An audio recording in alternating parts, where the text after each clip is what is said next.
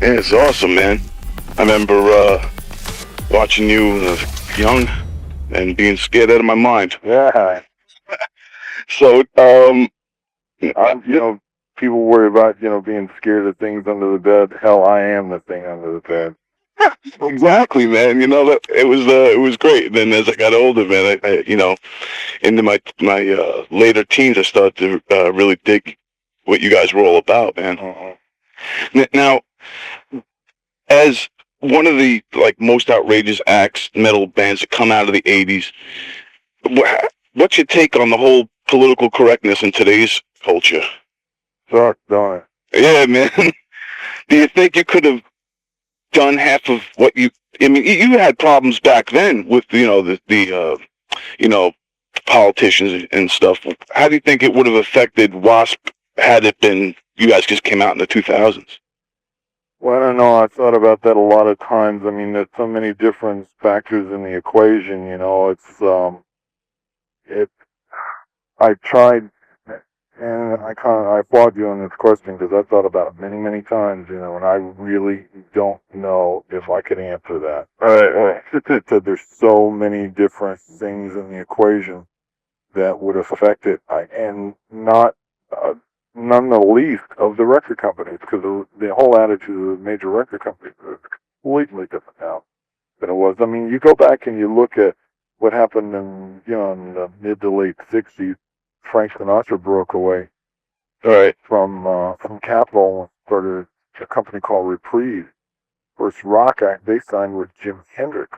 All right. That was a small label looking for something to get them going. Hendrix could have never happened on a major label. So it's the kind of thing with time and come and gone and come again, where you see, smaller labels, you know, rearing their head, trying to make a noise, things like that, which, is great for new music and stuff. But, when major labels start getting really big and powerful, they become extremely conservative. So, Yeah, exactly. we could talk for hours about that one question. All right.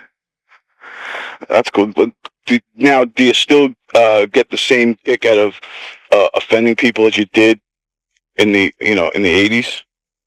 Well, to be honest with you, I've never gotten a kick out of offending people if I wasn't trying to say something. What I'm trying to do is trying to get messages across to people. It's like you don't tiptoe into show business. Right. You gotta walk in making a big, loud noise. That's the way you get people's attention. And then once you get their attention, then you can say something. Right. You can't really say it until you got their undivided attention. It's like we did a show 5 years ago on the KSD tour that in my opinion, was the greatest show we ever did. But it was extremely violent in parts, and it was very disturbing to a lot of people. Itself, there was a nun being crucified on a cross. Wow.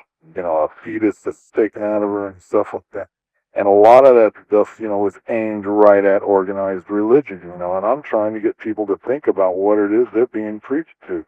We've got an album now called Holy Terror. Right. People say, well, what's that all about? Well, what most people don't realize about me, because I was raised in the church till I was almost 8 years old. Right, right. I had a father, the Sunday school superintendent, the grandfather's head deacon of the church. My uncle was the preacher. Wow. So when the doors was open, I was there. And to be honest, I went because I wanted to. Nobody made me go. Right. But by the time I got about 18, I started asking questions that I could not get answers for, and I became very confused, really discouraged. So I thought, well, I'm going to leave the church and I'm going to go see what's out there in the world. So I left. Within a year, when I say I left, I mean, I really left. Within a year's time, I was studying the occult. Now, what did your family think? For almost 3 years. Wow, really? Yep. And at the end of that 3 years, I looked around at it and I thought, you know what? This is bullshit. I swapped one organized religion for another organized. Yeah, same thing, only different sides. That's exactly what. What the whole thing is about. I walked up for years bumping into walls, trying to figure out what the hell was wrong. Having massive anxiety attacks over this shit. you know, and it's like, why was my head screwed up? Well, I had become indoctrinated by this prepackaged thinking that the church gives you. And I realized that the only way that I was ever going to get where I wanted to go was start thinking for myself, not listen to the gospel according to Joe Blow or whoever is it up today. And that's the whole idea, you know, the shows that we're doing, the records we're doing for years have been like this, you know. Think for yourself. Find your own answers. Question authority. This is not just about religion, too. Government is famous for doing this because, you know, what you see on the 6 o'clock news is usually only whatever your government wants you to see. Exactly. Again, back to the idea. Don't swallow the prepackaged notion. Yeah, that's it. You know, But in the meantime, to go back to the original question, have we offended folks? You bet your ass we have. No, but that's how you get them to pay for. That's true. Is the kind of band you either love us or hate us. There's nothing in between. That's cool, man. Damn right. And you've always been, you know, making statements through your whole career. Some people get it, some don't. You know, they might get it immediately. 5 years down the line, some of them may get it. You know, maybe 10 years down the line, some may not get it at all. But the idea is like art is supposed to be multi-dimensional. You know, not just what is on the surface. Exactly. You know, it's supposed to have depth to it where if you get the veneer, you see the surface, great. You see what's inside, that's great too. You know, but it's supposed to, you know, make statements on multiple levels. And if it doesn't do that, then it's not art. Exactly. That's true, man. How did your family take it when you first left the church and Man, you don't even want to know. have they accepted you now after all these years? Yeah, you know, but it took a long time. You know, leaving the church was bad enough, but you know, when I started studying the cult, I kept it quiet for years. Yeah, I figured it wouldn't let them know that. No idea I was doing it, and they didn't know for years till after I was out of it. And pretty intense. And the rest of your family still pretty much following the religion? Yeah, I think, you know, that they're not as conservative as they once were. I think, you know, that You open their minds up? maybe, you know, it's, I don't know, you'd have to ask them, but, like, I think it's a little more open-minded than it once was. Cool. Well, it would be if like I was in your family, if I was your brother or something, and very religious, and then I see what you went out and did, I think that would definitely influence me, open up my mind. Yeah, but you know what? If you look at the guys that have done what I do, whether it's me, whether it's Alan Nancy, Al Cooper, Right. You know, guys like that, they've all come from very religious families. Right. You know, it's like, what do we all have in common? You know, well, guess what? We're the parochial school girls that once school is out at the end of the day, they're the nastiest girls in town. Yeah. You know, it's all that oppression. Yeah. All that oppression is not good. Got that right. Now, you guys, let's get into the unholy territory here. You, with the album too, with the Unholy Terror, you replaced Chris Holmes with Darryl Roberts, right? Mm-hmm. Now, how does Darryl fit into the band? This kid is a monster. Cool. I mean, he is something else. Just like we just went over and we did some of the festivals in Europe, and I know it sounds like I'm hyping it up, but you'll see for yourself when you see him. I mean, you can't hype anything, you know, and the guy not deliver. Right. Killer. Awesome. Be honest with you, I know this is a huge statement for me to make, but I really wish he was in the band from the beginning. Wow. I mean, this guy, he's a great lead guitar player. He's a killer performer. He's a great lead vocalist. This guy, and he's a good songwriter. This guy's going to have his own career one day. Cool, man. What kind of contributions does he bring to Wasp?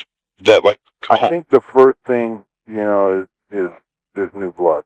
Right. And the energy that somebody brings when they come into a situation like that. He's definitely got his own ideas. And, you know, I mean, the framework for the band's already been established. Yeah. But just, you know, the freshness that somebody brings into it, definitely, it's a welcome thing. Cool, man. Now you also have Mushroom Head on the bill with you guys. Right. Another theatrical act, probably inspired by you also. So they say. How is it touring with them? Have you already been touring? We haven't started yet. We don't start until a week from tomorrow. Oh, okay.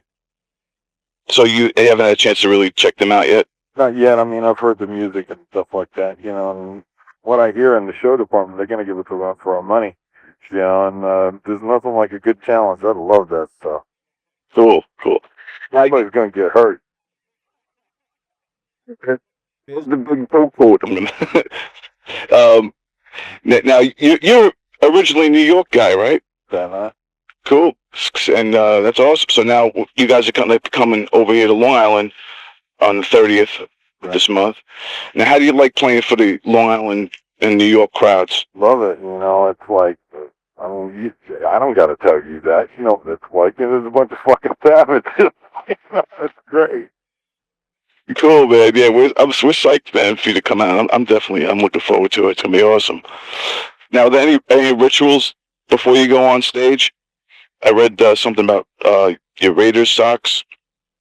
Yeah, it's not Raiders socks. It's just socks. It's like, it's weird because, you know, I played baseball when I was in high school and all that stuff. Had a chance to, you know, play minor league ball and all that stuff. Yeah, right. Almost went pro. That jock mentality is still there, you know. It's like every time you put on a piece of equipment or your clothing or whatever, it gets you another step closer to what it is you're getting ready to do. I put on my outfit the same way every night. You know, it's like, it's a real ritual for me. You know, it's not, I don't think it's so much superstition as it is the idea of, like I said, every time you put on pieces of something, it's like putting on a different piece of armor. You realize that with every piece you put on, you're taking a step closer to doing that thing it is that you do. Cool, man. That's freaking cool. Now, on the shows and tour and everything, are you going to be doing some of your classic, you know, moves, like shooting flame from your crotch and all that? Yeah, that's all there. The blood's there. I got a new thing, though. It's like this microphone stand. And I know that doesn't sound like much, but when you see it, you'll understand. The thing, it looks like a giant human vertebrae.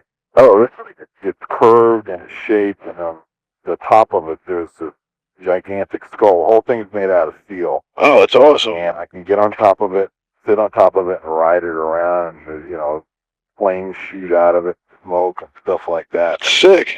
Thing is awesome. Wait till you see it. Oh, that's going to be awesome. Cool, man. Oddly enough, the people at Disney built it for us. I don't think they knew who was going to be using it.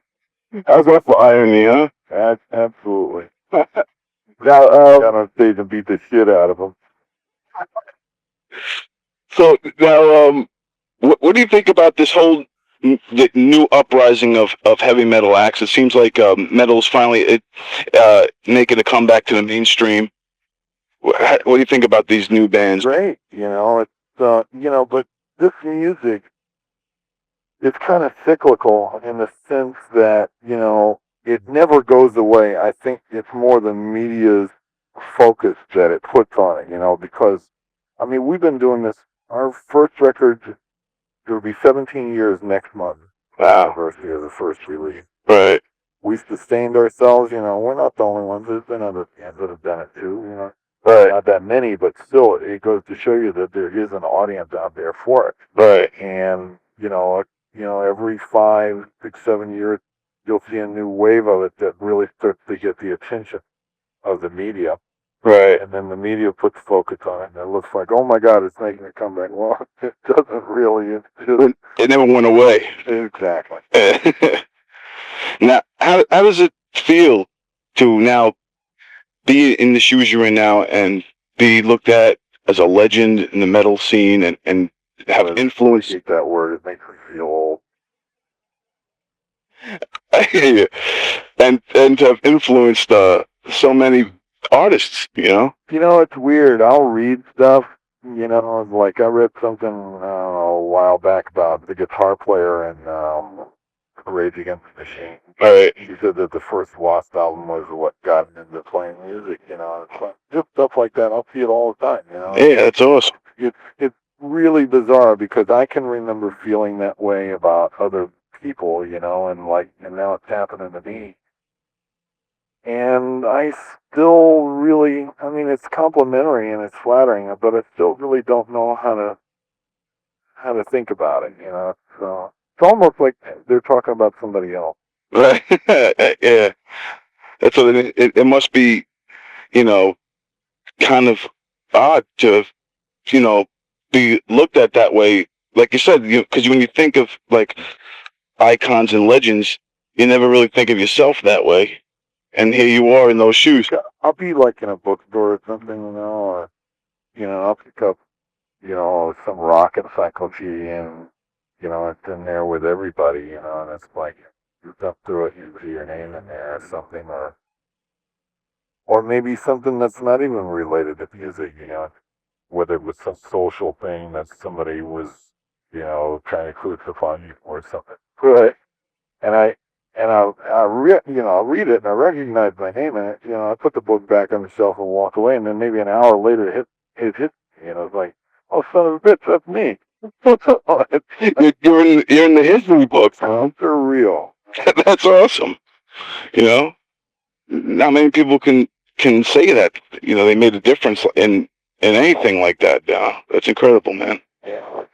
Now you have any words of inspiration or anything to psych the people up of Long Island about? Well, I'll tell you what, we're coming to town in a couple weeks. I want to be big. I want to be bloody. I want to be stinky. I want to be nasty. I want to be so far over the top he can't see us anymore. I mean, like I said, I look at the audience as an opponent, and it's like a boxing match, and I'm going out there to beat their brains out, boy. But somebody's definitely going to get hurt. Excellent, man. Hey, Blackie, thanks so much for taking the time. It was really awesome talking to you, man. All right, man. Take care. Appreciate it. Take care. Bye now.